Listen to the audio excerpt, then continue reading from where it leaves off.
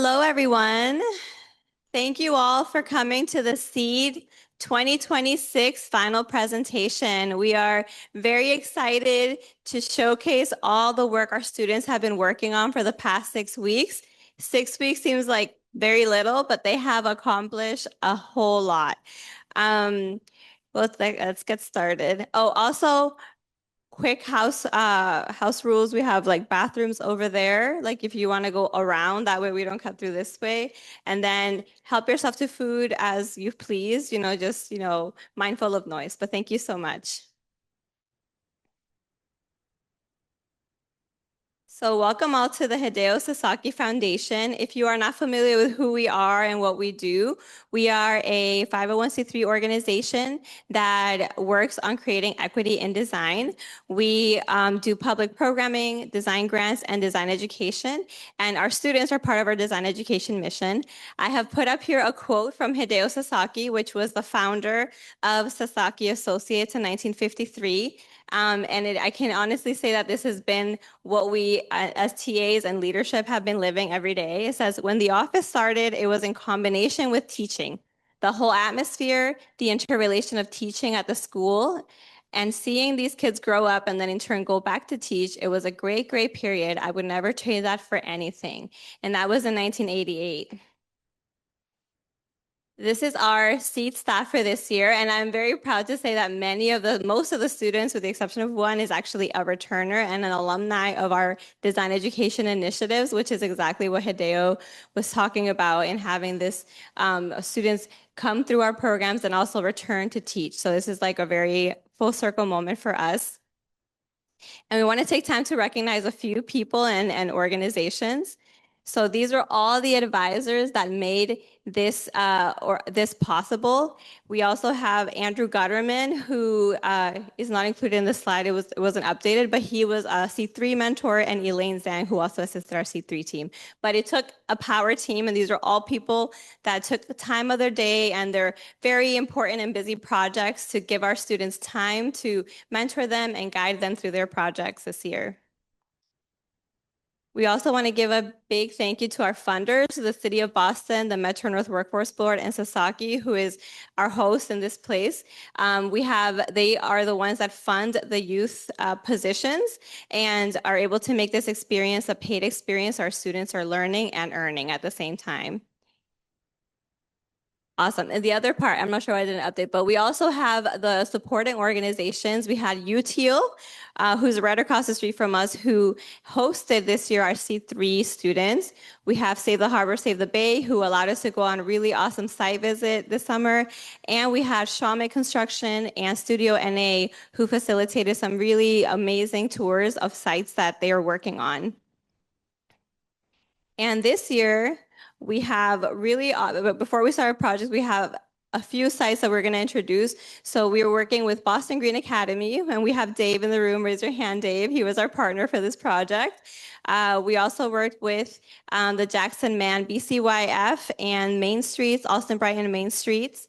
And we also work with the Dorchester Historical Society and the Pear Square Collaborative in the Richardson Square project. So without further ado, we'll get started on these exciting projects. And first up, we have Team Amethyst with the Assembly Project for Jackson Man.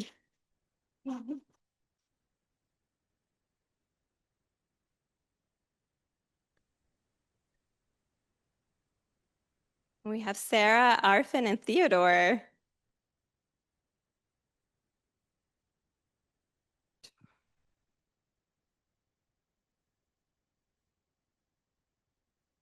Welcome to our presentation of our final project, the Assembly. My name is Sara. My name is Teddy. I'm Arfin. So, our site, located in the heart of Alston Union Square, has provided diverse programming for its diverse residents for over 50 years. It is important to note that this is the only BCYF in the entire Alston-Brighton area, which means that many families rely on this community center for the vast array of programs it provides. Our site is located on the front portion highlighted in red, with the current community center operating the back portion, but both sites are slated for demolition at a later date. Our goal for the Jackson Man Community Center is to create a space that fosters new relationships between a diverse population, and we plan to do that by keeping some of the existing programming, but also adding new ones that are desired by the community. So moving into the site analysis portion of our project, we just use like a couple different way to graph out and to start thinking about like our site in relation of its like surroundings. And we constructed a site timeline to think about how our site has evolved over the past 100 years or so. So in 1869, the Horace Mann School for the Deaf opened in the front portion of the site, and this operated for over 100 years until in 1976, the Jackson Man Community Center and school opened after 4 years of planning, and this consolidated the Horace Mann School for the Deaf and the new community center. But in 2019, due to physical deterioration, the city announced the decommissioning of the entire complex, and in 2022, the school officially was moved out. And most recently, in April 2026, a budget proposal by the city to explore new design options for a new community center was a lot lower than community leaders were hoping for. So protests were held to kind of show that the community really deeply wants this new center. We also just constructed a small zoning diagram to think about the site in its greater context in the Alston-Brighton area. So this diagram just kind of talked about how different buildings are operating as storefronts or homes and parks and things like that. Here are the pre-existing conditions of our site. As you can see, the basketball court had no windows, so there was no natural light coming in, and it was also really, really hot. And this is what the exterior of the building looked like. Some of the strengths of our site is that it's very accessible. There's a green line right below the site and 2 bus lanes above. And there's a very young demographic, so most of the residents in Alston are college students living in single units, often lacking a third space. So our community center would be very attractive to them. A weakness is that there's very low tree canopy in the area. So from our experience, we were really hot and we had no shade structures to be under. And then some opportunities. Something special about the site is that there's already a demand for an upgrade of this. And so a lot of people have a lot of opinions on what they want for their center. And then some constraints of the site is that in Alston, there's a 3-story height limit, and our site is very narrow. The people at our site had issues with programming, having to kick people out or change rooms since there wasn't enough space to have them all running at once. So in the new site, we would like to expand those places and add some more, including a weight room, a youth center, and senior center. Okay, so community engagement was really important because we didn't want to assume what people wanted in their center. So our community board asked people what they want, what vibe they wanted for their community center and what colors they would associate with their center. And unfortunately, when we tried to do our community engagement, we ran into some coordination issues as well as low attendance because of weather. So we weren't able to get many responses. The presidents we chose are the Grove Hall Community Center and the Kobe College Recreational Center. We chose these because of some similarities with our project, and especially the general strategy around centering programming around a large void such as a basketball court or lounge. These will be more apparent in the next following floor plans and renderings. So after thinking about precedents, we decided that we wanted to start thinking in 3D.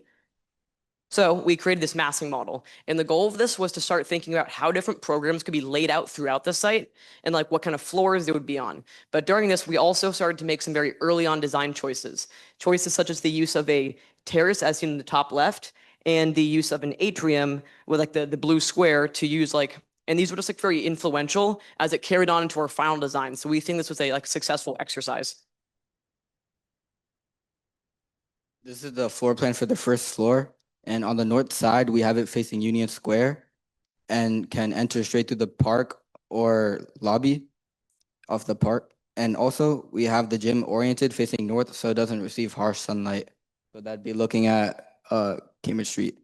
Also, in the lobby seating area, there's an atrium that can let you look up all the way to the 3rd floor. In our 2nd floor, you can see how we started to draw from different concepts in our presidents, such as the atrium, so that square right there, that gray square. being able to look down below. And this is primarily where most of the classrooms are throughout the whole building. And also, you can enter the basketball court and gallery here. The third floor is very spacious with the youth center and community room, both having movable furniture to fit the needs of those using the space. And here you can also see where we take inspiration from the presidents, like that glass right there, being able to let us peer into the basketball court.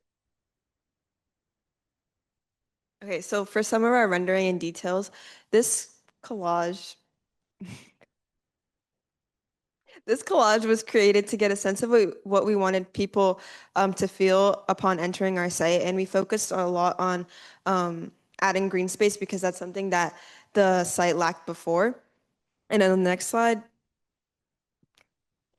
um, you can see that from our rendering, we wanted to focus on making the space very welcoming and allow people to be able to sit and enjoy this space. And in addition to that, people can also use this space as like community events. So starting off with our first 3D render, we have the basketball court. And just like to look at this, like a key concept that we used was this like gridded out geometric facade design. And this like helped us create this idea of this evolving light rays idea, as you can see on the floor. And as the day goes on, the light will move across the floor and stretch and dim and brighten to create a pattern that is both pleasing to the eye, but is also functional as it provides a well-lit environment for the court and it's like nice to look at in general. This is also a render of the terrace design. And it's kind of just designed to be a space of people like from all ages can sort of like enter the space and either relax and like talks with friends on the couches or maybe like get some work done and read on the benches. And another feature is it's overlooking the courtyard entryway park right below. And then past that, the Union Square itself. So it's like a nice thing to just kind of look at like while you're relaxing. Directly below the terrace, we have the gallery, and this incorporates the same geometric facade design as seen in the basketball court, creating yet another version of the evolving light rays idea. And just like before, as the day moves on, the light will stretch across the floor, but we designed this space so that it will not reach the far wall to prevent any sort of damage to artwork by like the harsh sun rays. And next up, we have the youth activity space. And we were definitely like when we visited the space itself, it was kind of like emphasized that like a central part of the community center is a place where like youth and teenagers kind of gather and just like talk with one another. So when designing the site, that was definitely a large reason in making a large, open, and modular space so that the users can rearrange the space to fit whatever activity is going on. Whether it be watching movies, playing ping pong, or just socializing, we definitely think that this space is will serve as like a center point for the third floor. And lastly, we have the exterior view or like looking at it from the street. And just to highlight like some key changes that we made, currently the park is functioning as like a parking lot, but due to the abundance of public transportation in the area as 2 bus lines and a green line, we just thought that like a park would serve as like a better option. And we also, this mural is currently located on the side of the current community center, but we thought it would make more sense to have a sort of like, have the building serve as a frame to put the mural on top of it. We approached this project intending to design a center that is worthy of a community that contributed so much to Boston's identity. Whether it be creating new dedicated spaces for programs or opening up new areas for events. This new center could serve as an anchor to the community by providing programs from all people and from all backgrounds to enjoy. Thank you.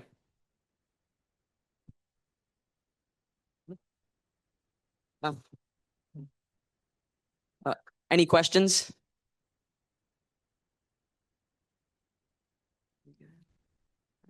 Thank you.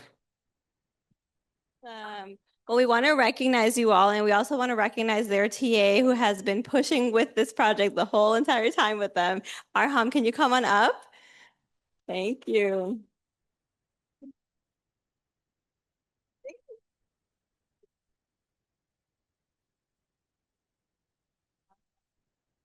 We want a picture of you all. Go ahead, Mubarak.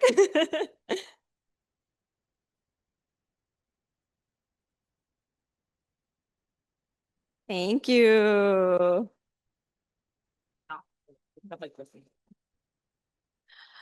Wonderful. I was very impressed. I'm glad. It's my first time seeing all of them like now finalized, so very exciting. I want to call up now Team Cinnabar, which is the first Seed 1 team that worked on the BGA project. And as I mentioned, Dave is here in the room, so we're excited to hear some feedback from him because their BGA is actually part of a transition that's going to be happening in a few years to the South Boston area where they originally started. So we're going to be reimagining career and technical learning spaces as well as recreational spaces in their design.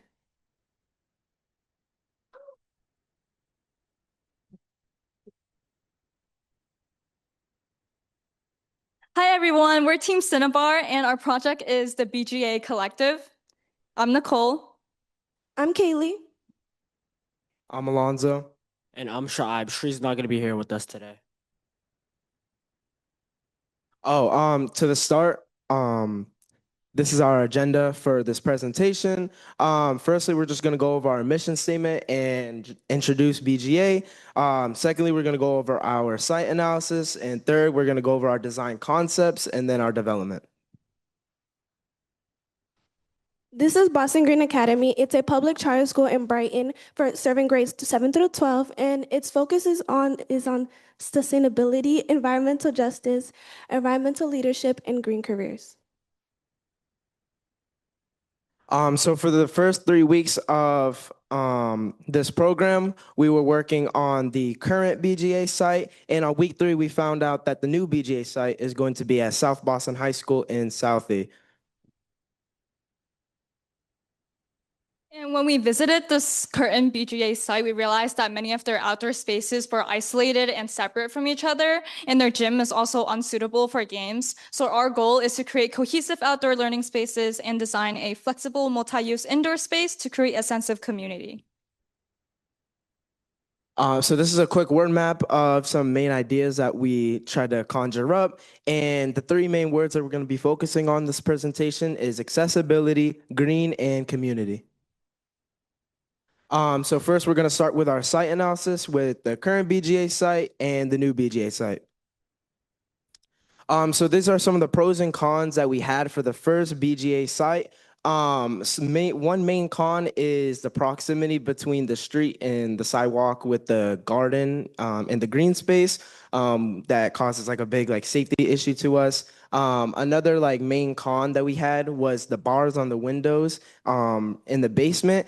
That just doesn't bring in like a very like inviting environment. But one big pro that we had are the windows that bring in like a lot of natural light. So this is our site analysis of the new BGA, which is located in the middle in blue, and it's mostly surrounded by residential areas. And then we took a closer look at the new school building that BGA will be moving into. So right off the bat, we realized that it was completely paved, which is not going to be the green school that BGA wants to be. And then the only access to the front entrance is through the staircase, which isn't accessible for people with disabilities. However, the shape of their campus is like a semicircle, so it makes it a lot easier to create cohesive and connected outdoor spaces. So these are some of the main takeaways that we had from our site analysis. We made a Venn diagram to show these, and in the middle is our main takeaways and what we applied to the new site. And next, we'll go into some of our design concepts. So this is our previous BGA bubble diagram. And this is our current bubble diagram.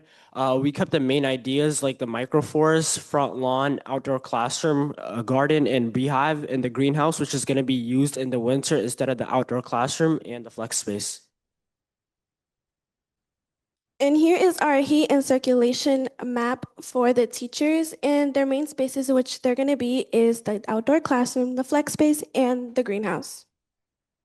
And then here's the same one for the students, which they're going to be in the outdoor classroom, the garden, and the beehive, the greenhouse, the flex space, and the microforest. And now we're going to go into like each of the spaces that we designed, and we will walk you guys through as if you guys were like a student at BGA. Here is our front space.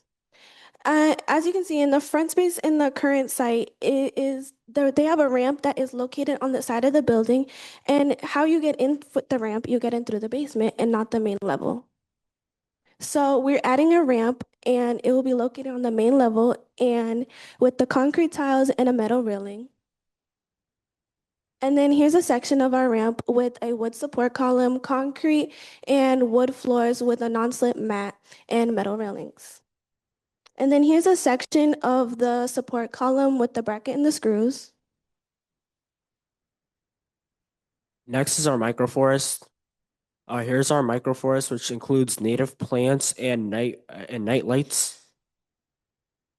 Here's a section of one of the trees inside the microforest, which includes circular water dams around the tree made with soil and gravel and wooden deck pathways. Here's a rendering of our microforest and how it would actually look like.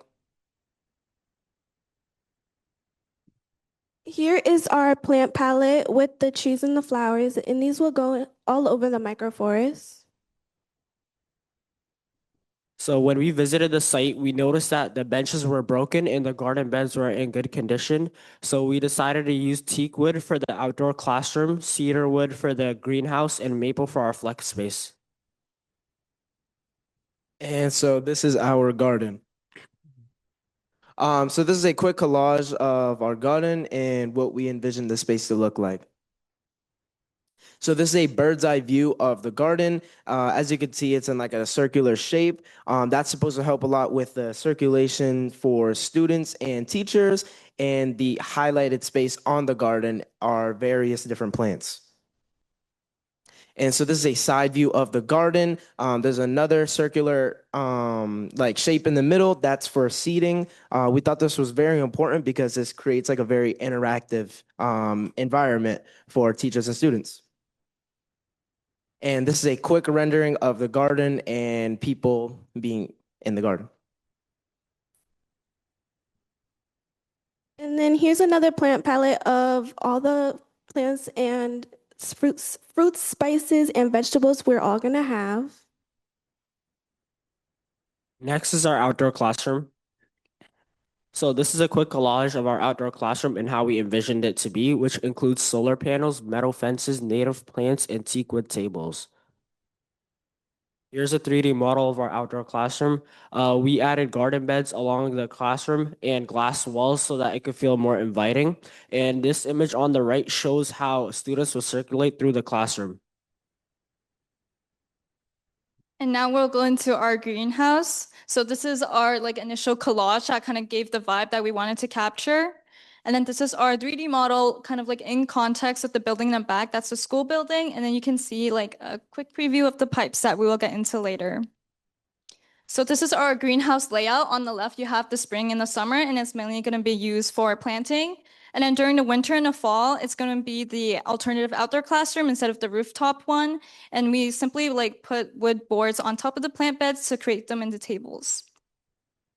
And then this is our ground to air heat transfer system, which uses the soil as natural air conditioning. So zooming into one of the corners of our greenhouse, it shows right next to the PVC pipe, our 3-layer insulated glass system. Next is our flex space. Here's a previous image of the BJA basketball court, and some of the pros that we noticed was the normal sized hoop, the good lighting, and the safety pads on the wall. And some of the cons was the ceiling was too short and the basketball court wasn't regulation sized. And so this is a quick collage of the flex space and what we envision the space to look like during auditorium time, basketball/volleyball game, and gym class. And so this is the location of the indoor flex space. We had to take the original blueprints from 1902 of South Boston High School to learn where the auditorium and the gym was. So this is a quick diagram showing where the gym is. So the gym is on the first and basement floor, and the auditorium is on the second floor. So we're combining these two spaces, and under that is going to be new classroom space. And so this is an indoor, this is a axon view of the indoor flex space. Some main takeaways here are the balcony that we added, a second floor hallway which connects the classrooms with the gym space, ceiling panels that helps with acoustics, skylights, and ceiling mounted hoops that go up during auditorium time. This is a view from the bleachers in the indoor flex space. Some notable things here are the retractable bleachers, a portable stage which goes in the closet in the back, and row seating that can be used if the bleachers are not enough. And so these are some of the materials that we use from the flex space. Some notable things here is the 5-layer maple wood flooring system and the acoustic buffers, as mentioned before, the ceiling panels, that also helps with thermal insulation. And this is just a quick rendering of what the flex space would look like during a graduation. And so lastly, going back to the three main words that we mentioned in our word map which is accessibility, green, and community. For accessibility, we added a ramp and made sure all the paths that connected the outdoor spaces are nice and smooth.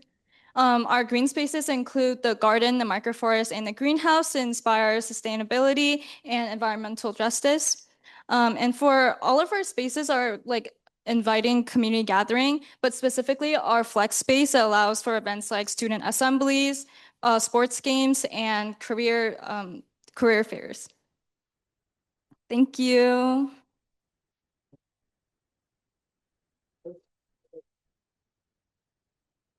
Any questions and feedback?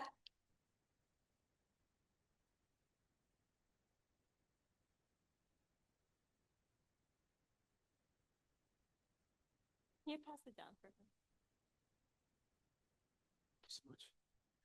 him? I think you did a really great job. I learned a lot just from a lot of the small details that my mind is spinning on now with the opportunity for our school to be moving to a new site. My first question, I guess, is how did you feel and how did you deal with the pivot when you learned halfway through when the news came out that wasn't actually planned to be announced until October, but it got announced in an interesting way? That's a great question. So one main thing that we did was we applied like a lot of the site analysis, the concepts, and the developments to like the new site, which really helped with the transition to it because it was very just like in our face. And that's one way we did it.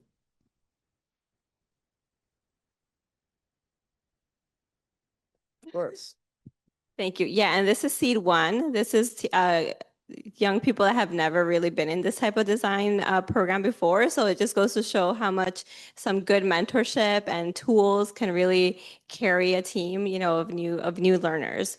But I wanted to recognize you all and your TA, Matteo, also one of our alumni, along with Arham.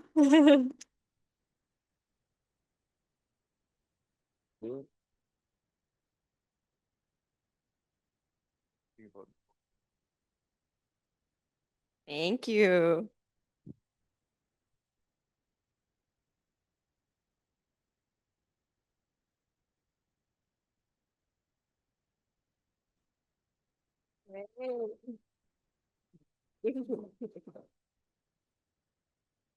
Hey, I'm always so inspired. Wow. And next we have Team Jade. Can we have Team Jade come on up?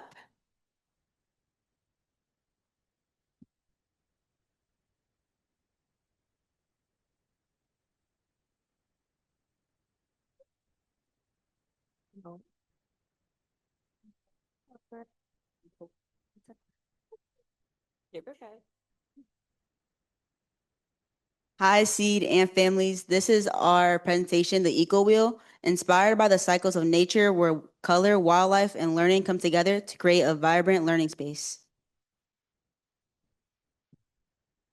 So these are the table of contents. First, we're going to do an introduction of our team, the problem statement, the mission statement, the concept, the content and designs, and finally the key takeaways.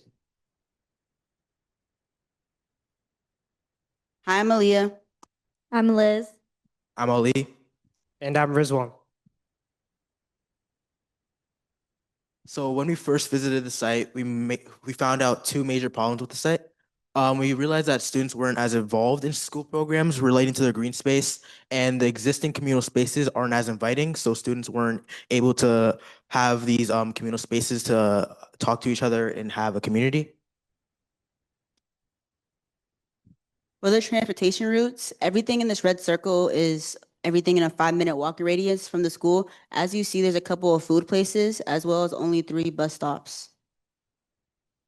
Our mission statement, we believe that our design will lead the school to become a more than dynamic and connected environment where all grades and ages will interact with one another through the concept of color wheel. The color wheel concept matters because it symbolizes diversity, individual identities, as well as relationships between teachers and students that in the end become a unified community. So this is the concept. So this is a word map we created, and we use these 6 core words: community, organization, efficiency, identity, relationships, and diversity. And these words helped us create our final project. So for our final concept, we ended up going with the color wheel. We chose the color wheel because it represents individuality and also connectedness. We ended up dividing the color wheel into 4 sections, and they were represented by these 4 animals. So for the first section, we have the red and oranges, which was our outdoor classrooms called the butterfly classrooms. The greens and yellows would be used for the greenhouse, which is used to represent as a mantis, so it would be called the mantis house. The Blue Jay Wing is the indoor CTE/engineering room. And the outdoor auditoriums is called the Beetle stage. The idea of the color wheel is important because it brings in this idea of connectedness. Despite the students coming from different neighborhoods in Boston, these 4 areas, they could have a one primary area where they could come together and create a community despite their differences. So this is like the overall layout of our location. So on the north side, we have our auditorium. On the south, we have our greenhouse and outdoor classrooms. And for our CTE/engineering room, we chose to keep it in the already existing science wing. We chose to put the greenhouse and outdoor classroom on the south side since it gets the most direct sunlight. And then this is just the overall circulation students would experience. We wanted to keep the existing entrance open so it would have easier flow. For the front, we also chose to have a fountain that would be a communal space for students where they could expand their community and pleasing for those who walk by. Our fountain also connects to our other buildings like the butterfly classrooms and the greenhouse through our irrigation system. We wanted to use as much natural resources as we could, so we want to preserve our rainwater. This is the outdoor plant list. All the plants that you see here are either native or match the climate of Boston. We also chose these specific plants because it can provide shade for people. The pathways we made out of limestone since it's permeable, meaning that the water won't sit on top, instead it'll seep in. So that'll cause less slips and falls on campus, connecting back to Liz's irrigation system. So this is the overall shape of our butterfly classrooms. We named it butterfly classrooms because of how both of our classrooms mirror each other. So here's just a representation of how the classrooms look like butterfly wings. So in our first classroom, we chose to have our gardening room on the side, so it would be separated from the workspace, and it has a large flex space in the middle. And then for our second classroom, we chose to have more work tables for students and decided to keep our gardening area around our window. And then this is just a more detailed image of what our roofing will look like. We have extruding beams and a slanted roofing that carries the water to our rain garden. So for passive designs, we first have our airflow. We have a smaller window on the right side and a larger one on the left. And then for the rainfall, this just shows how the water travels down the roof down to our rain garden. And then for the sun path, this is just how it moves around the classroom. And then for materials, we chose to go with materials that are more warm to create a more inviting place for the students. And we chose to have a lot of storage since the classrooms are primarily going to be gardening classrooms. And this is just a collage of what we want the area to feel like. As you can see, we want warm tones and a lot of natural lighting. Now we're going to go more into the details of the greenhouse, aka the mantis house. For the interior, we wanted to use more of the greenery to create that vibrance in that green color palette. Also wanted to use art as a way to bring that splash of vibrance into our design through murals and just painting. This is more of an interior perspective of what the greenhouse will look like. You could see it's more of an open space, which just uses these murals as just a centerpiece and has just more greenery around it just to create that vibrance, as well as the many different types of plant life we included. This is more of a render of how you would interact with the space. And for the exterior materials, we used these black steel frames just for structural integrity and for an accent around the greenhouse. We also use for the facade, we use these dark wooden slats that also created a contrast between the brick. We also want to use polycarbonate sheets because they allowed in light and they created the greenhouse effect that we wanted for our plants. And we would also include these raised garden beds in terracotta pots to create a more inviting space. Students would want to come into the greenhouse if it looks nicer on the outside. This is a 3D model of the materials and how they'd be used in the greenhouse. So you could see more of the facade and how the black steel can create the accent throughout it.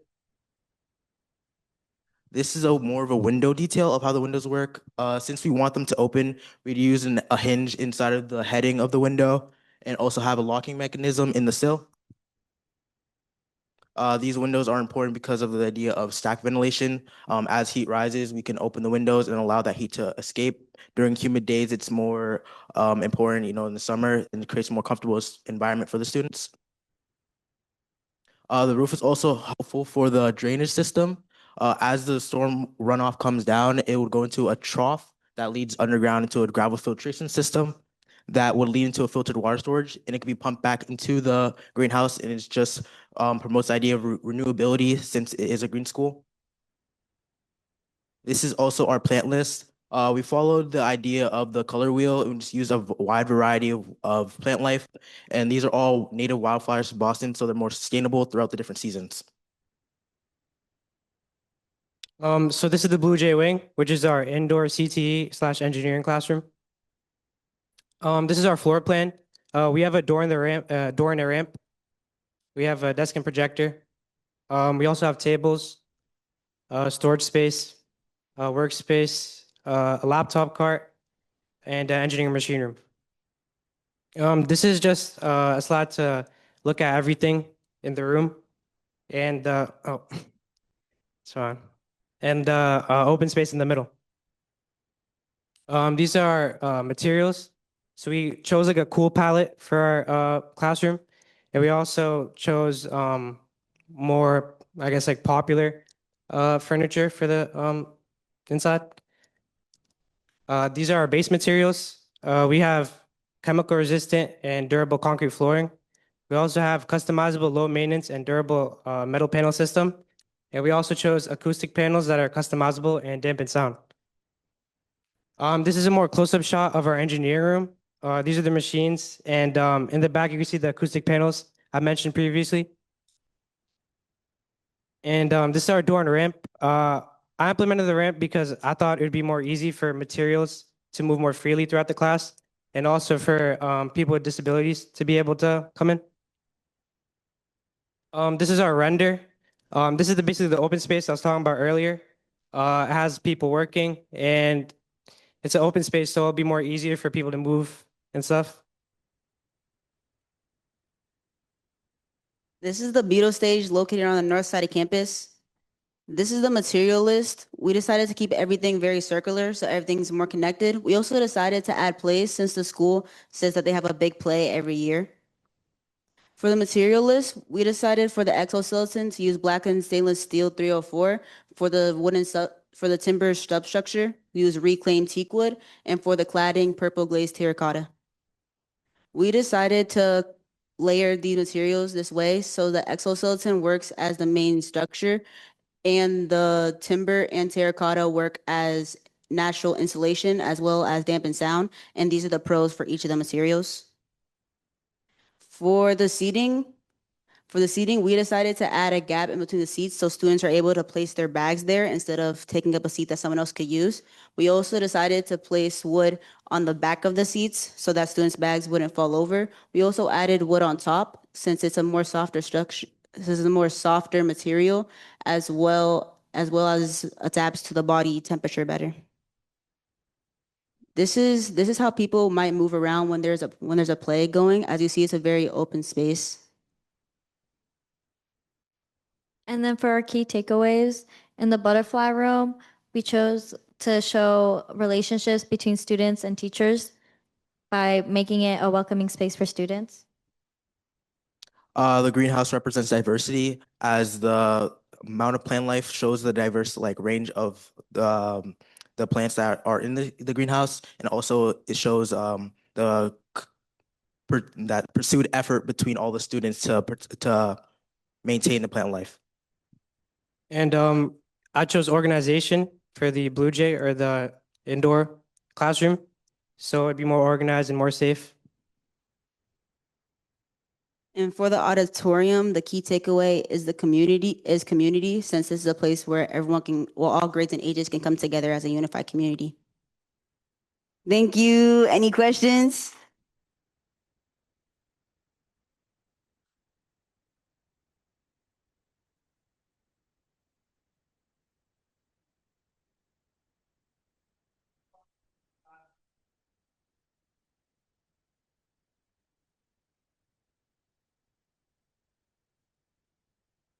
I just want to say this is such an impressive project, and especially highlighting the color palette you guys use. I think that's such a unique way to represent your ideas and design.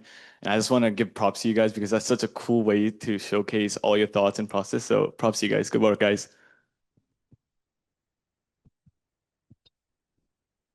Can I go to this school? It was really impressive how you wove together the color palette and also the thinking about how people move around in how I'm curious how you can you give us a little insight into how you learned how to think about that? Like how did you gather that data or those ideas from the idea of how do you move through space and how does it affect what you decide to build and how does that work back and forth? Yeah, so basically we just started with our concepts. We just thought of different moods or ideas that we wanted the space to feel like, and then we based things off of that. So we would if we wanted a space to be more comfortable and inviting, we'd use warmer tones like orange or yellow. And then we want spaces that are more educational, or we would use more cooler tones. We just went off our idea and then just build on top of that. Yeah.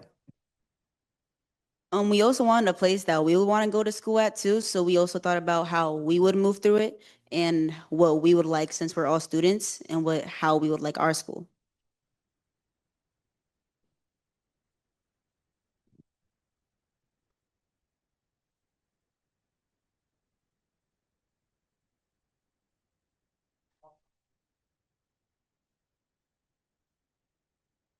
We would also like to recognize their TA, Katelyn. So if you could come to the front so I can pass out your certificates of recognition.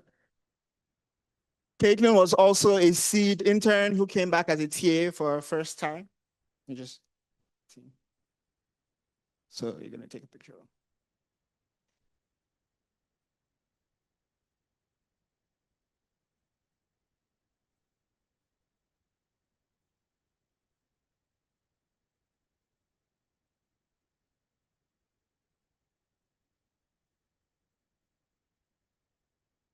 Wonderful. We're just going to take a moment to refresh. We were just having a little bit of a technicality there, but real quickly. Thank you.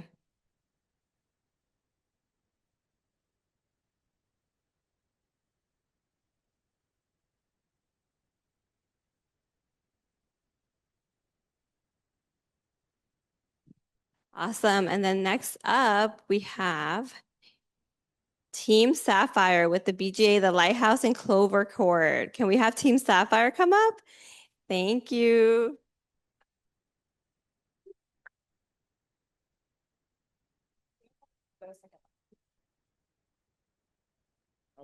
Okay.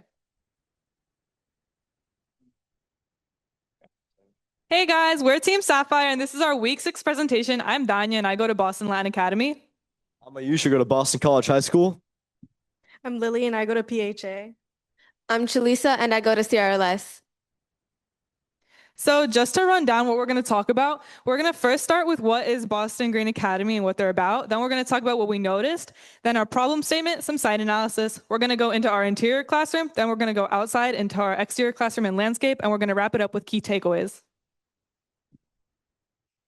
BGA is a middle and high school that focuses on diversity and green learning. Currently, they have career and technical education programs, which we're going to refer to as CTE, and they also offer paid internship opportunities. The issues at the school is that it's very far from where students live in Dorchester and Mattapan, so they're always absent, and the site is quite run down. And they're planning on moving to South Boston soon. So some things that we noticed about BGA being green schools, they have a big focus on environmental sciences, but they lack a lot of green learning spaces, as well as many students want a third space outside of school and home. Boston Green Academy asked us to create a multipurpose CTE classroom. We wanted a cohesive space for students. And after we visited the site, we observed a few things. Students may not feel as motivated to come to the school due to the fact that there's several uncomfortable spaces. So this led us to think, how can we make a space that students feel comfortable in while still catering to the student needs and programs? So first off, we want to talk about the classrooms. The main thing we notice is that they're very run down, and even though student and faculty try to make them look nicer, it doesn't excuse the fact that they are very underdeveloped. Mostly we notice that they were poorly lit, lacking airflow and HVAC. Here on the left, we have the old locations, outdoor spaces, and on the right is the new one. But something we notice about both of them is that they're not used to their full potential, as well as they did not take into account what students wanted. Then we took a look at the demographics for the regions that the students are from. As you can see, compared to the rest of Boston, these areas have more, or they have lower income. So the students that are from those areas probably wouldn't have as many opportunities, which is why the CTE programs and internships are so important. Here's a rundown of the differences in transit in the Brighton location and the South Boston location. The Brighton location wasn't as accessible for students in Dorchester due to the fact that it only had one green line and a few bus stops. However, the South Boston location is a lot more accessible with a more reliable red line and 3 different bus routes. And then in the middle, the blue is the school itself, and right behind it is Dorchester Heights, which is a public space. And then all around it is residential area, so it's a really safe space for the students to be in. So here's our site plan. In the pink are our indoor classrooms, which are facing south windows so that there's a lot of natural light coming into the classroom. Then we have our greenhouse and outdoor classrooms, which are also placed south for the same reasons. And then in the purple, we have our recreational spaces, which is our outdoor seating and games area, which we put there to give the space shade. So our mission is to make a space that students feel comfortable in while still catering to the school's needs and programs. So we decided to name our indoor classroom the Lighthouse because lighthouses are for guidance, and we wanted students to feel guided throughout the classroom while using self-discovery. The 5 spaces we wanted included the modular, a quiet space, 1 class space, 1 computer space, and 1 independent workspace. We wanted a collaborative and interactive space for students that introduce them to environmentalism to support their CTE needs. These classrooms will guide independent learning for students with these subtle natural elements incorporated. So here's a collage for our indoor classroom. We wanted it to be very colorful, but still with natural aspects so they didn't feel overwhelmed. We have a progression of our ideas. It started with a more general idea of what we wanted each space to look like, and gradually made into a detailed diagram. So here is our floor plan. We have several seating areas where students can either do group work or independent work. We have alternative seating, so in case students don't want to do work, they can still relax and wind down after stressful classes. We have computer labs that students can do more focus and science-related things. And then we have wall dividers that can either create a classroom with multiple breakaway areas or one big area for students to collaborate all together. We also have a circulation diagram, and there's only one real way, main way to get through the classroom, but there are also smaller routes you can take to get to different corners. We do have a lighting hierarchy where natural light lights the majority of the classroom, and then we have overhead lighting that assists it with lamps on small desks to have a very clear view of what you're working on. So all of our materials are very durable, and considering that this is a high school and there are teens going here, accidents can happen, so we want it to be very clean, very durable, and not very high maintenance. A main thing that we wanted to do was have ceramic tile and acoustic foam so that we could have texture differentiations on the walls, and that way not everything would be the same texture. For our plants idea, we wanted to have the wider and broader spaces incorporated using the pothos plant, which is used to take up a little more area. For the corners and quiet spaces, we wanted to use a Japanese forest plant and a snake plant. And for the small desks, we wanted to go with something more colorful, like the stonecrop sedum and the catmint. For our HVAC system, we wanted to go with the MERV13 filters. This is important because it has CO2 sensors in crowded areas. And this is critical because it can help regulate carbon dioxide levels and detect any smoke. So here's our color board. We went with blue and green because those are the school colors, and we wanted the classroom to be connected with the rest of the school. But we also included orange and pink. Orange because we learned that an orange tint encourages plant growth, and pink is also a softening color, but also research shows that it is the ideal color for a learning environment. This is a visualization of how we wanted our colors. We have our brightest colors in the front of the classroom and then muted tones at the end so students can wind down.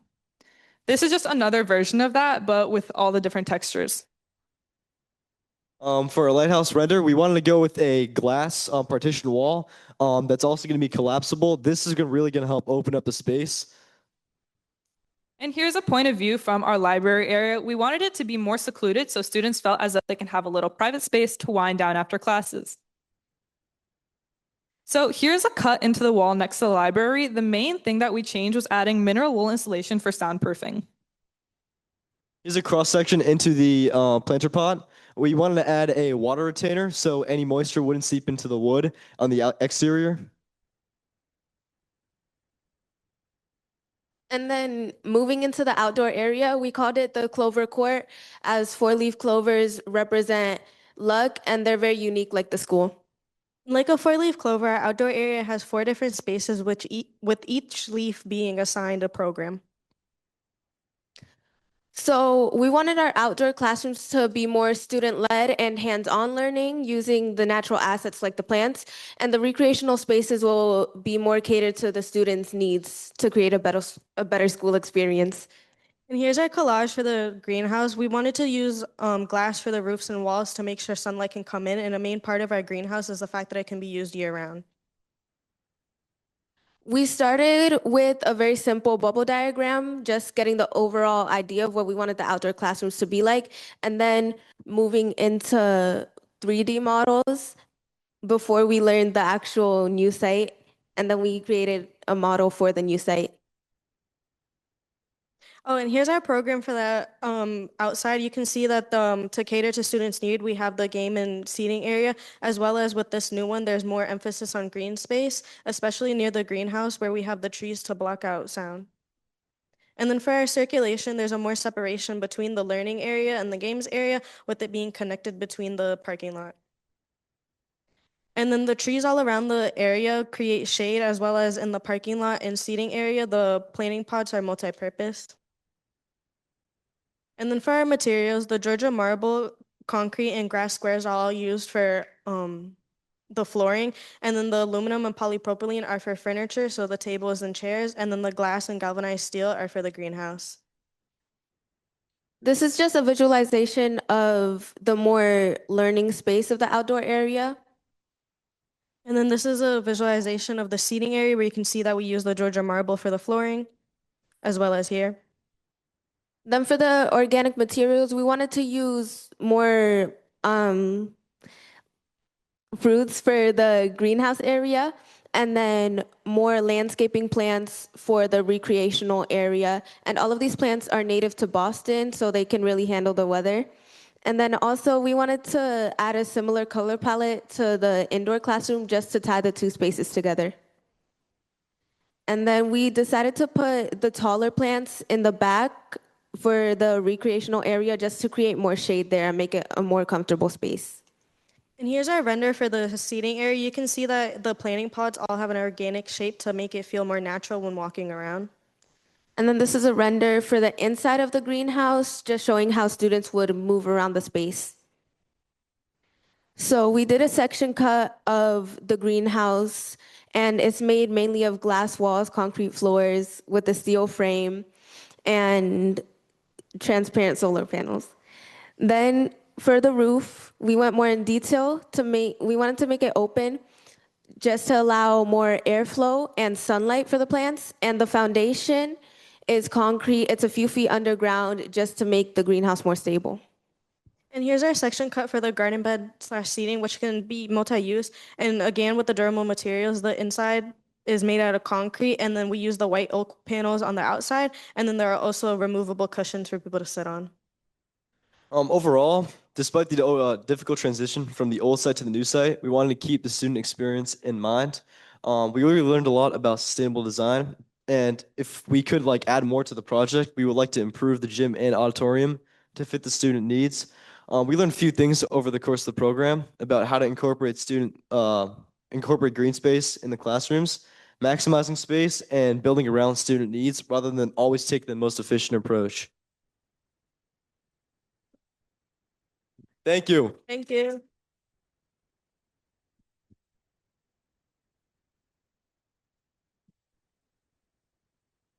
Any questions?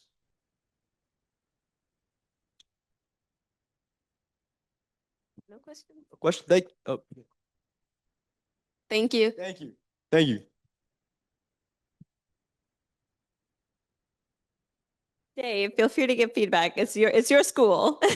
So we want you to give feedback as much as possible. No, you're not hogging.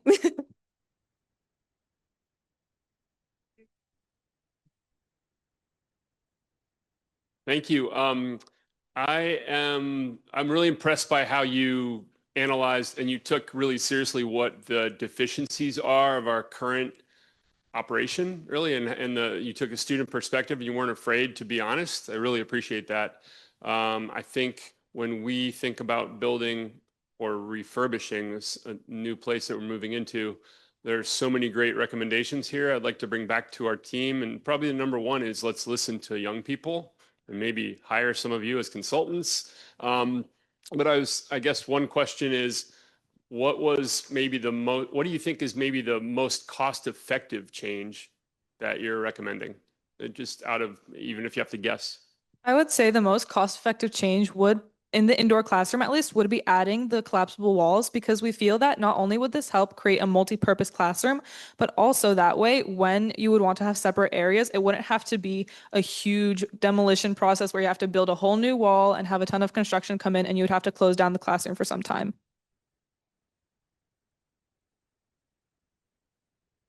Can we have Nelly and Antonio please come on up? Oh, look at that. Oh, they're so sweet. No, they honestly stay friends forever, honestly. Let's see. Go.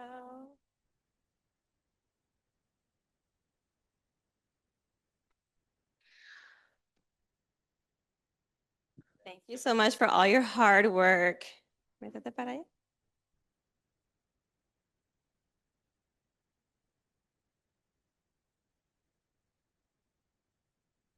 Oh. Great. So this project is actually very special because we have UTIL in the room who actually did a study on this Jackson Man Community Center site. So We basically worked with our students to like go through and research the Jackson Man Community Center. And as mentioned, we attempted to do community service. However, it was very challenging due to like, staff and all the different factors that were happening during the summer. But can I have Team Topaz come up and share their concept for the Jackson Man, the Topaz Community Center, they named it.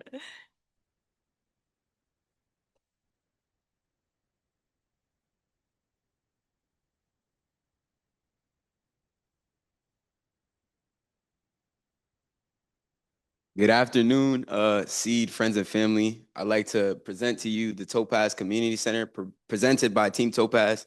I'm Garnet. I'm Alex. I'm Keilee.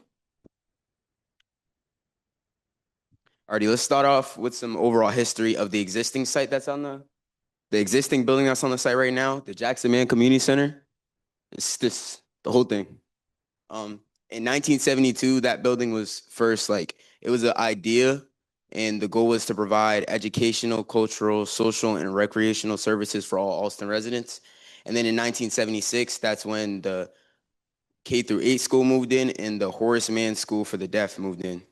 In 2022, the K through 8 school had to be relocated because the building was set for demolition. And in 2024, the Horace Mann School for the Deaf also had to be relocated for that same reason.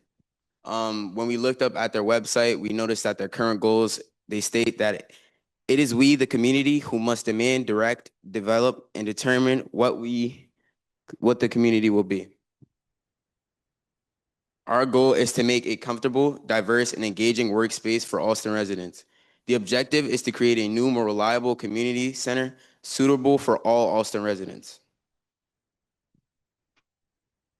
Here's our transportation to our site. You can see in this image on the right side is the access points that you can take to get to our site. One of them being the green line on the bottom, and you can also take buses 57 or the 66 that are highlighted in hot pink. Our site up there is highlighted in yellow, and blue bike stations are also right in front of our site.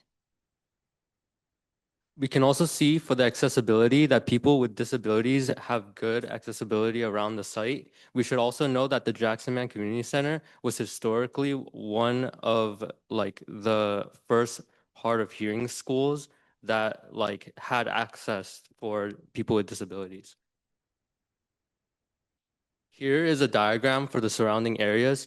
We can see the locations like the food places and the stores all at Brighton Avenue and along the streets of Cambridge Street as well. This is so that it's convenient for anybody to find the stores that they want to purchase from.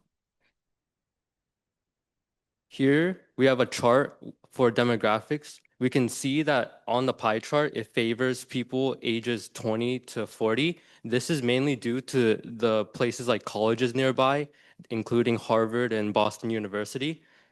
But overall, the site has a very diverse group of people, which makes it very comforting and welcoming, and it's what we strive to continue doing with our planning. All right, to start off, I'd like to direct your attention to these two individuals on the right side of the screen. This older man, his name is Walter, and the younger man is Oliver. Walter represents the older population of the Alston residents, and Oliver represents the younger population. Throughout this whole presentation, they're going to be engaging with one another, communing with one another throughout our site to show how the younger and older populations can just engage in this community center. But this is our SWOT analysis of the current building that's on our site right now. And starting with the strengths, like Garnet said before, the age ranges at our site are very diverse. So we have people ages 20 to 70 plus. At our site, we also have accessible transportation, so Walter and Oliver would be able to get to our site easily. We also have free resources that are provided at our site so that people entering could be able to experience inside the site. Some of the weaknesses that we have was that the space lacks AC, so it can't act as a cooling center during the summer.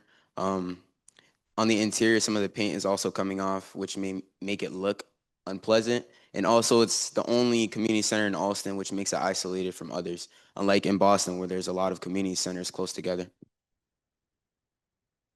Some of the opportunities during the summer, they have open gym as well as art classes, music classes, and adult education classes.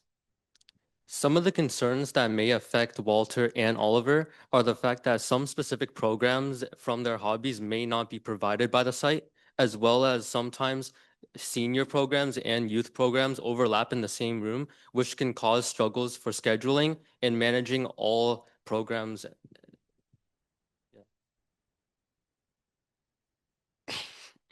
So in the early process, we started off with this community engagement map, this mind map. So we wanted to brainstorm all the ways that we can really connect with the community and really understand what they want us to build for them. So we focus on the ideas of inclusivity, engagement, interactiveness, reflectiveness, transparency, funness, and flexibility. On this right side, this is the first poster that we made. We really wanted to focus on like what types of programs that the Alston residents would want in this community center. We asked questions like, what current programs / activities do you enjoy the most, and what programs / activities would you like to see added? And in these two posters that we created, on the left side, we have a poster that asks what kind of colors people would associate the Jackson Man Community Center with. So we have a palette of 9 colors, and we have residents choose up to 2. And on the right side here, we have additional amenities. We have people selecting what types of layouts they would like in both the interior and exterior of the building. This is our last poster that we made. It's asking questions about like the interior design of the building. So we had sliders, and basically you can put a sticker anywhere on the slider that you want. So there's modern, traditional, like closer to modern, you want a more modern aspect. And this is a picture of us at the site doing the community engagement. When we did this community engagement, we didn't get much responses, but we understand that that's part of the community engagement process. And it's not a straight line in there. It's probably going to be bumps in the way. Here we have the site needs. We decided to categorize them into 4 categories to really sort out and fill in all aspects for the site to make it as comforting as it can get.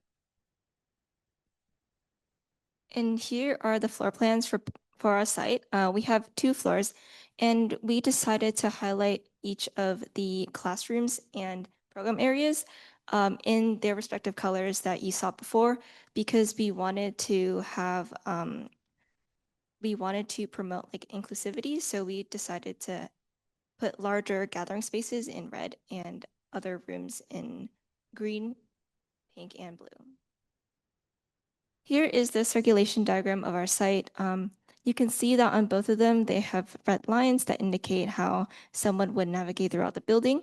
And we also have the means of egress, which are highlighted in yellow, and they are both the stairs and elevators that people can get access to in the front and back of the site. Here is the exploded axon. This is to show how all the rooms and stories would look like if they were stacked on top of each other. This just makes it easier for you to see. And starting off, we have the playground. The playground is going to be located right outside of the food court and event space. And because the playground is right outside of both of those spaces, it is easier for parents to watch their kids while they play outside. Here's a full building render, and this shows the full building view from the outside. We decided to use specific materials like poured in place rubber on the surface of the playground so that children can run around safely in, as well as using a lot of greenery on the outside and aluminum metal for the window frames.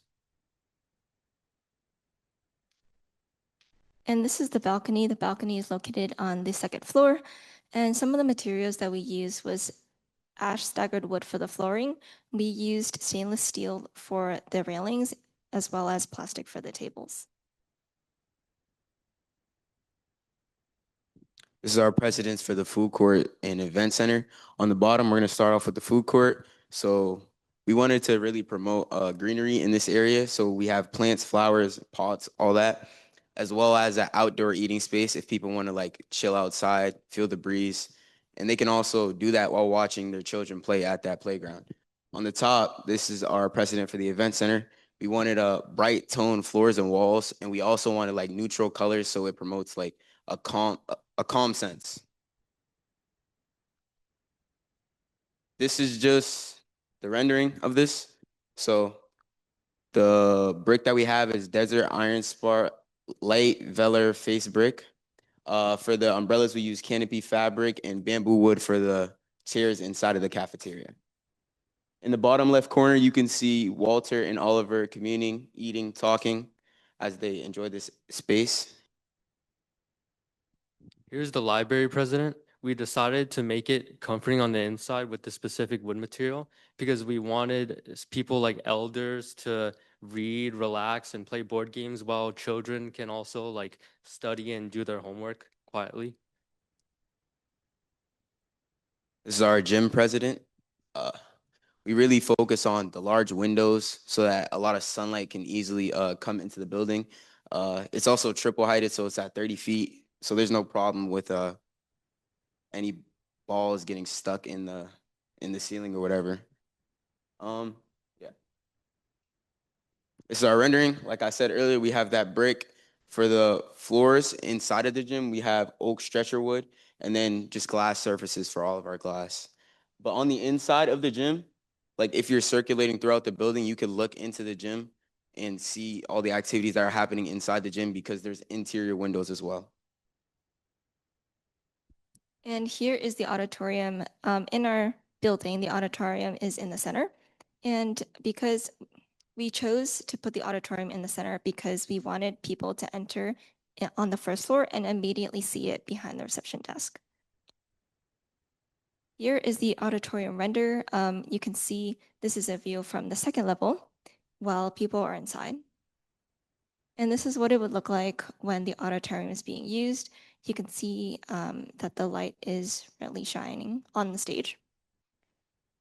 And with the auditorium, some of the materials that we used was having aluminum metal that are on the railings on the second floor. We also have sound absorbing panels that are behind the stage. We also used wood that is used throughout the We also used wood for flooring that is used throughout the building.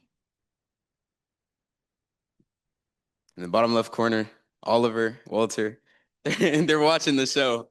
And lastly, for the outside exterior, we decided to go with a lot of greenery so that it's comforting for families to sit around in and have it act as a lounge, as well as have natural sunlight for energy. In conclusion, this community center will connect people of all different ages and backgrounds, becoming a place that people enjoy during their different stages of life. I would like to shout out my TA in the back. He's the GOAT. Mubarak. Any questions? Questions?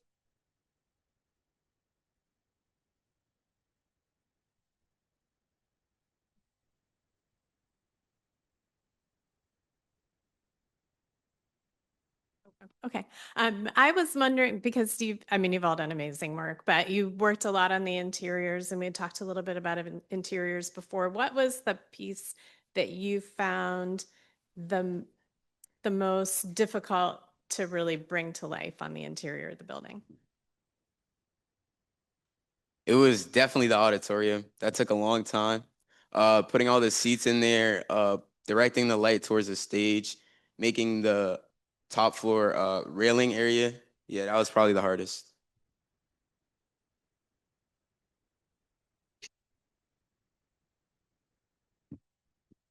Thank you, thank you. First, just want to say congrats, kudos to y'all and everybody else that's presented. Similarly to Stephanie, I'm always energized and inspired when I'm here.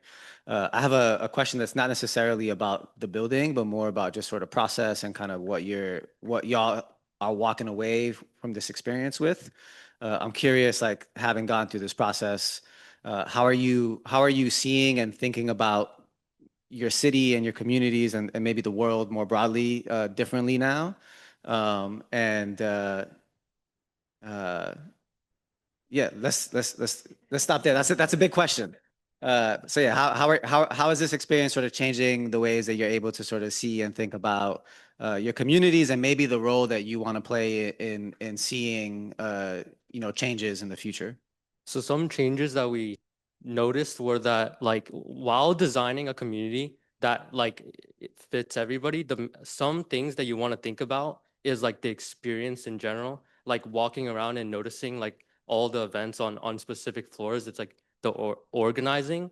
You want to really make sure that like everybody has like convenient spaces that do fit them in to make sure they like understand that they're comfortable and that they belong. And you can do this by fitting in specific programs into different rooms and also organizing like the sort of site in general, like understanding where some routes can be, where some, yeah, like the direction. Yeah, when you go to I was supposed to answer it too. You ask the question one more time, please.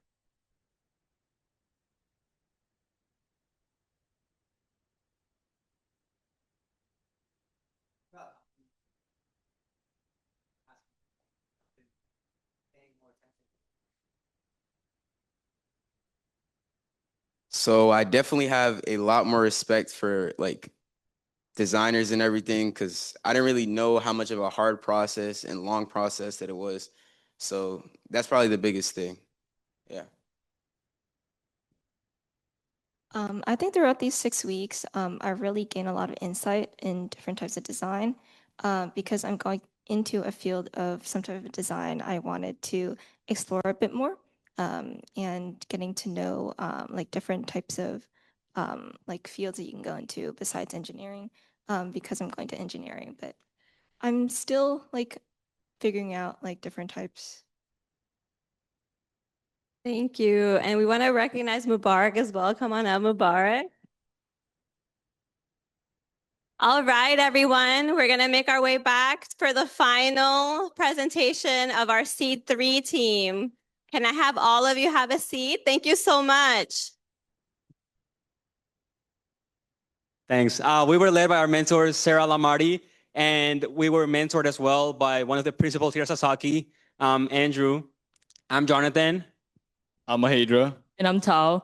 And so before we get started, the main vision for the Richardson Park that the community wanted is to turn this site into a cultural asset that teaches and empower people. And so now we're going to get into it. So yeah, getting into the site a little bit, we have the Everest statue. We have the Blake House, which is the oldest house in Boston that's in the middle of the site. And we also have the Copenhagen Fountain. And right across the street, we have the Pear Square statue, which is the heart of Dorchester, I would say. But yeah, a little bit more context about the site.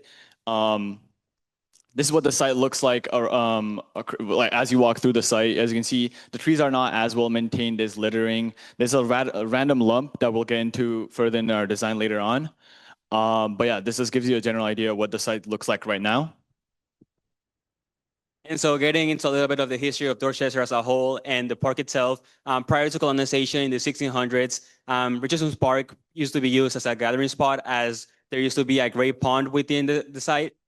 And the Native Americans would use it to hang out. Then between the 1600s and 1800s, we had the first, which is believed to be the first Black landowner in Boston.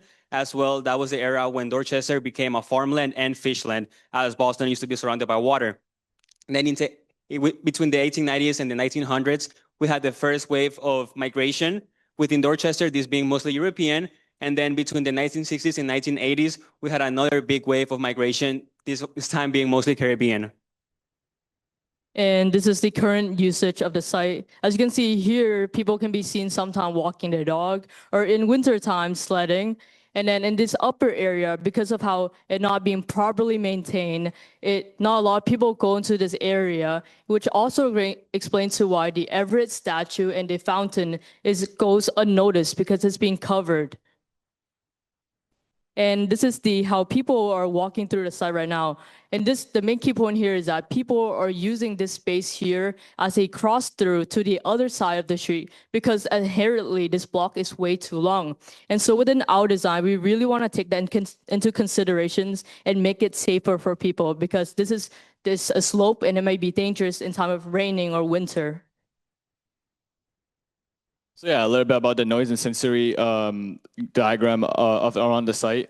So as you can see in the top half of the site, that's where there's a four-way intersection and there's a school there. So that's where a lot of noise comes through and goes into the site. But as you can notice in the bottom half on the site, there's not as much noise because that's mainly covered by neighborhoods. So you can expect for more quiet areas in the bottom and louder areas in the top half of the site.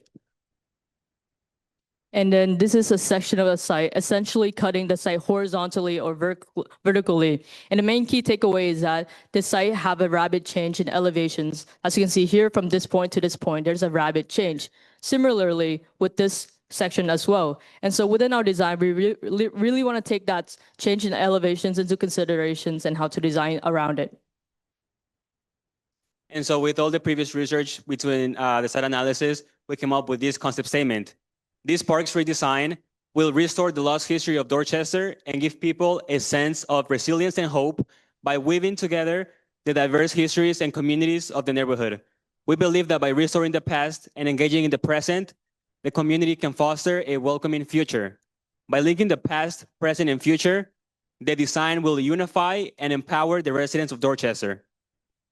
And so with our main idea of the past, present, and future, it really encapsulates what the community wanted, which was a cultural asset where it just teaches about the history. But then with this version, we see that we will make it into something bigger where it provides path to opportunities.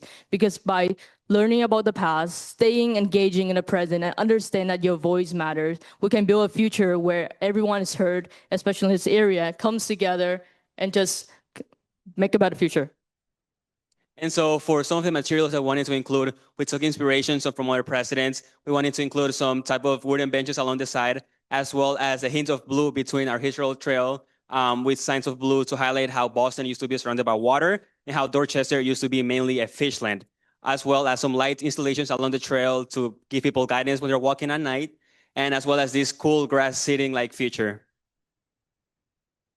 And as for our four typologies, meaning our four architectural design concepts that we wanted to develop further.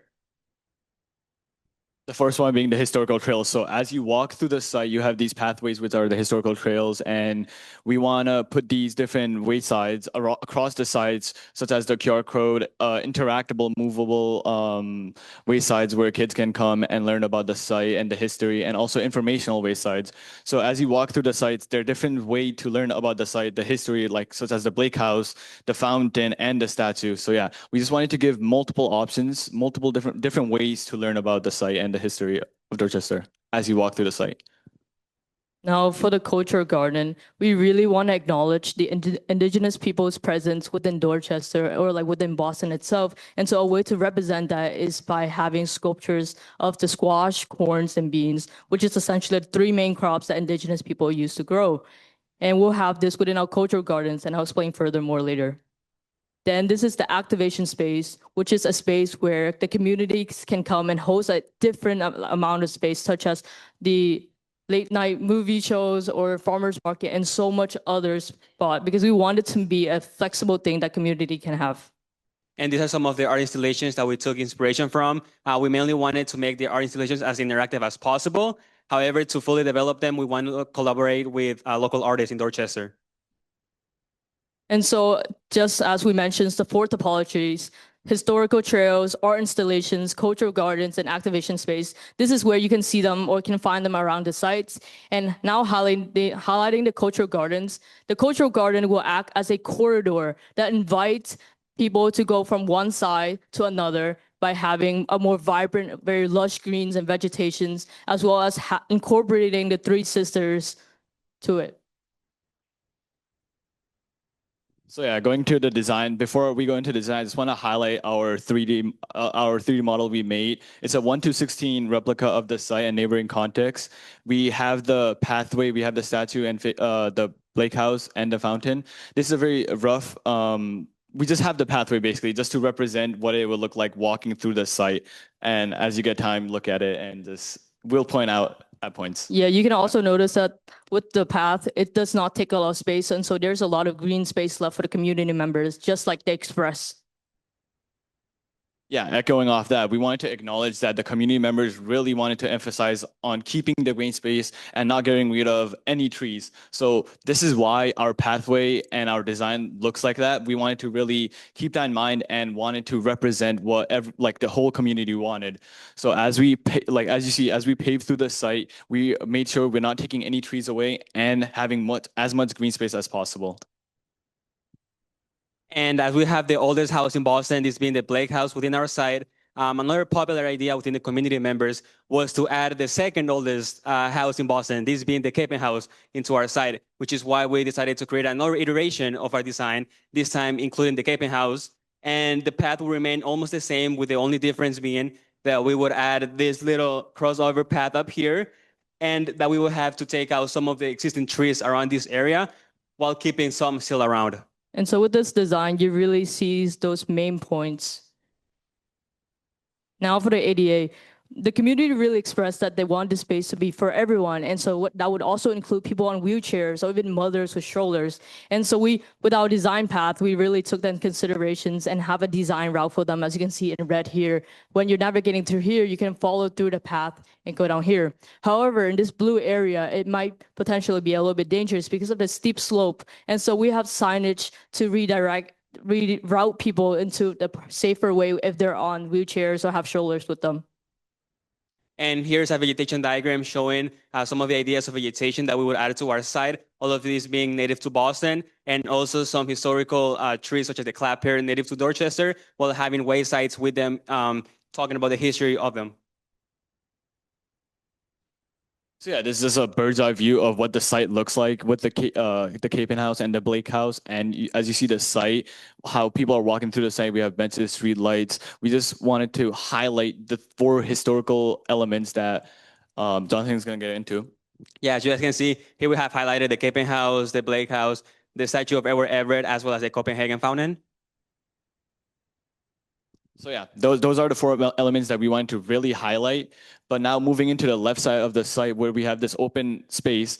But as you remember, I talked about this random lump. That's where it is. Our idea is to take away that lump and create this open space for where communities can come together and create events such as farmers market, event space where local artists could come and like communities can come together and bond. And this is a rendering of what the site looks like in person. As you can see in the back, people are sitting down and coming together, walking through the pathway, and there's stalls where people can create different events. And I also want to bring you guys attention on the bottom left of the screen. That's where you can see throughout the renderings where we are, and I'll give you a general idea on the site where we are. Moreover, as I mentioned earlier, with how people using this as a way to cross through, by adding stairs like these on the slope, it helps to make it safer for people to be walking up these slopes as well.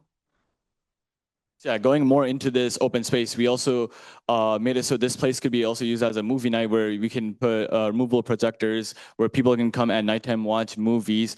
The main idea is to make this space accessible for both night and day and for any possible events as the community wants.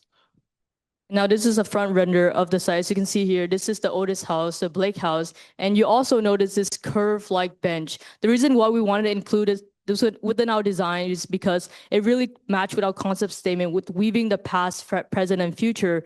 Because with this, the way it's structured, this curve-like, it naturally blends into with the environment and also guide people throughout the park. Moreover, it also acts as a social catalyst because with the way it's structured, it enhances social interactions and make people just want to talk more with each other. And then here we have a rendering with point of view facing the statue. As you guys can see in this area of our site, we want people to interact more with the site and live in the present. It can be either by laying down on the grass, reading a book, or just reading the waysides talking about Edward Everett. And now with this map here in the corner, we wanted to find a way how to represent the diverse community within Dorchester. And there's no better way to do that than letting the community member represent themselves. They can do so by taking a pin and pin where they came from. And moreover, you also can notice this little book space here. We thought it would be a flexible use because there's a school nearby and there's potential of donating books for kids who may want them. And then here we have a point of view into the cultural garden. As you can see, making it as interactable as possible with a squash-like bench seating where you can have a person reading a book, as well as the bean sitting up here and people would use this as a corridor. Here we have another point of view into the cultural garden, this time highlighting the corn. And this is also another rendering with this is the Capenhouse path right here. And the main thing here is you notice this red string-like structures. With these structures, we really want to emphasize the redlining impact and what it has done to the community with this literally circle, like that's full circle movement and how we are still being impacted because of redlining. But however, as we're looking downward and it's branching out, it really representing that break from that systemic hate. And so with this redesign of the Richardson Park, we really want you guys to really re-envision Richardson Park as something more than just an empty and utilized space. Yeah, we also just want to thank Sasaki Foundation for giving this opportunity to us and Util for giving us the space to really bring this to life. And thank you for all of you being here and going out of your day to give us the opportunity to talk about our project. Thank you. Big shout out to Sara, by the way, best TA. And our mentor, Andrew. Awesome. And last but not least, can I have Sara and Andrew made it? Can you come, Andrew? Can come on up. These were the people that were with them week to week, helping them through, as well as Util. They were hosted across the street with Util, getting feedback from amazing staff that were able to give feedback into their projects.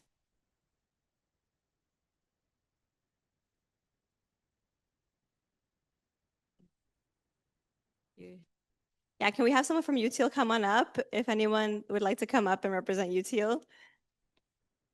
Jose.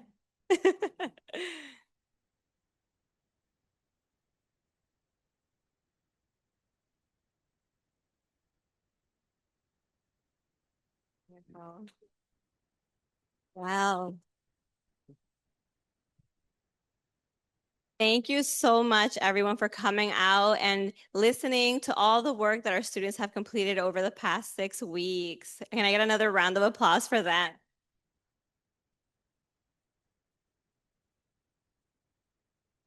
If there's one thing that we walk away with every summer, it's just really the inspiration as to how capable our young people are. You know, I think, Jimmy and I being youth development specialists and working in program management with young people, we can see how far they can go when they're given the right guidance, the tools, the resources. And it just really shows us that like these opportunities can shape the way that they think about their built environment, the way they get involved in their communities, what they decide to go and do in college. It's really a powerful experience, and we walk away feeling so rewarded that you have learned so much every summer. So thank you all for coming. And we also have DESI coming up in starting October this year. So if any of you young people are interested in DESI for 2026, please reach out to us and let us know if you have any questions. And one last thing, I really wanted to shout out the donors that made Seed possible. Aside from our funders that we had up earlier, we want to recognize people that donated to the matching campaign. We are required by each fund to get matches, and they were the people that are supporting the program through their generous donations. So thank you so much, and we really hope that we can do this again another year. Thank you.